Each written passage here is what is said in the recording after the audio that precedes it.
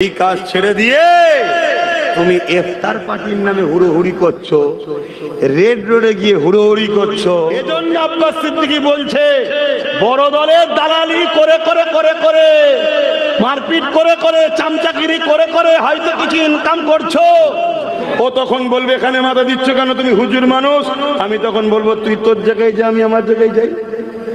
হ্যাঁ, ঠিক না বেটি? তবেই তো সিধে হবে রে বাবা। তখনই বলবে যে হুজুর হিসাবে এরকম হচ্ছে কেন। আমি বলবো তুই তোর কাজ কর, তাহলে আমি আমার কাজ করব। তোর কাজ রাষ্ট্র এবং রাজ্যবাসীর নিরাপত্তা।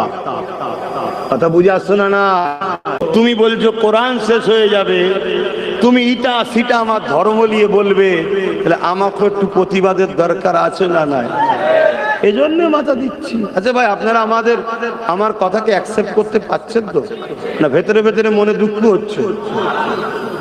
ভুল আমাকে বুঝবেন না, আখরি জামানা এ নওজওয়ান তরুণেরা আপনারা ইমাম এমন করে ফেরাউনের বিরোধী কেন করা হয় না? হয় না, এই ফেরাউনের বিরুদ্ধে এই মজলিস থেকে বলা হয় না কেন? ফেরাউন তো রাজা ছিল, তার বিরুদ্ধে বলো কেন? না, ফেরাউন ছিল স্বেচ্ছাচারী, জালিম, অত্যাচারী। বনি ইসরাইল কওমকে জেলিয়েছে, মুসা নবীর উপরে অত্যাচার করেছে, তাই তো নাকি? ও তাহলে আজকে মরা ফেরাউনের বিরুদ্ধে বলতে এখান থেকে খুব ভালো লাগে। নবী পাকের প্রেমিকেরা ও রাসূলের দিবানারা মন দিয়ে শুনে রেখে দাও, এই দুনিয়াতে একটা পরীক্ষা জায়গা। আপনি দুনিয়া জমিনে কারবার করুন, সে মুসলমান হোক অমুসলিম হোক, লেনদেন বিনিময় করবে, এটা ইসলামে জায়েজ রয়েছে। আপনি এই জমিনের উপরে এমন করে দোকানদারি করবে, মুসলমান মুসলিম হোক, লেনদেন করবেন, বিনিময় করবেন, জায়েজ রয়েছে। এ যুবকেরা, তরুণীরা, বাপেরা, আপনি দুনিয়াদারিতে রাজনীতি করবে, রাষ্ট্র চালাবে, মুসলিম অমুসলিম সবার নিরাপত্তার কথা ভাববে, এটাও ইসলাম শিক্ষা দিয়েছে। কিন্তু ততদিন পর্যন্ত আপনি তার পিছনে ছুটতে পারবে যে ব্যবসায়ী কারবার আপনার সঙ্গে লেনদেন থাকবে শুধু বিজনেসে, সে আপনার ধর্মের যদি উপকারে নাও লাগে, না লাগিয়ে যায়, কিন্তু কোনদিন যদি আপনার ধর্মের বিরোধী না করে, আপনার আল্লাহর বিরুদ্ধে, আপনার নবীর বিরুদ্ধে, আপনার কোরআন ইসলামের বিরুদ্ধে কোন নোংরা কমেন্ট যদি না করে, তার সাথে আপনি দুনিয়ার লেনদেন করুন, এতে ইসলামে কোনো আপত্তি নাই।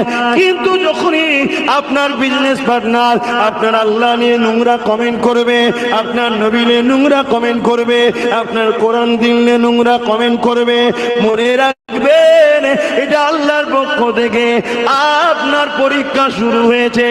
আপনি কোটি কোটি টাকার কারবারকে বেশি প্রাধান্য দেন না, আল্লাহ ও রাসূলকে বেশি প্রাধান্য দেন, এটা আল্লাহ পরীক্ষা নিচ্ছে।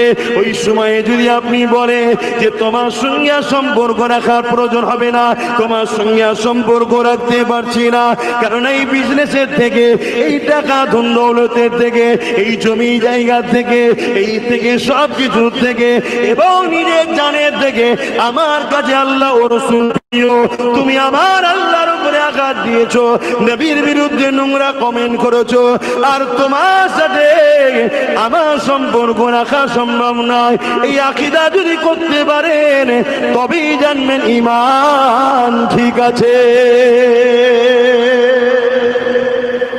এটা তো পরীক্ষা নেবে আল্লাহ, কি গো, নেবে না? নেবে না, কিন্তু আমরা তো ফেল হয়ে যাচ্ছি। এজন্য আব্বাস সিদ্দিকী বলছে, বড় দলের দালালি করে করে করে করে, মারপিট করে করে, চামচাগিরি করে করে হয়তো কিছু ইনকাম করছো। তোমার চলে যাবার পর তোমার ছেলে ওখানে চান্স নাও পেতে পারে। নিজের কোম্পানি খোলো, ছোট হোক, তোমার ছেলে তোমার পর ওখানে মালিকই হবে। এই সব অনেক কিছু চিন্তা ভাবনার কথা তো আর ডিপে যাচ্ছি না, কখনো সময় হলে অন্য জায়গায় আলোচনা হবে। ঠিক না বেটি? তবেই তো সিধে হবে রে বাবা। ঠিক তেমনি রাজ্য সরকারও রাজনীতির নামে আমার ধর্মে মাথা দিচ্ছে না, দেয় না? জোরে বলেন।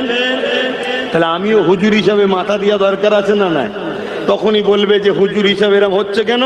আমি বলবো তুই তোর কাজ কর, তাহলে আমি আমার কাজ করব।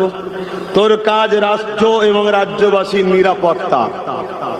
কথা বুঝে আসছো না? না, সেই কাজ ছেড়ে দিয়ে তুমি ইফতার পার্টির নামে হুড়োহুড়ি করছো, রেড রোডে গিয়ে হুড়োহুড়ি করছো, তুমি বলছো কোরআন শেষ হয়ে যাবে, তুমি ইটা সিটা আমার ধর্ম নিয়ে বলবে, তাহলে আমাকে একটু প্রতিবাদের দরকার আছে না নাই?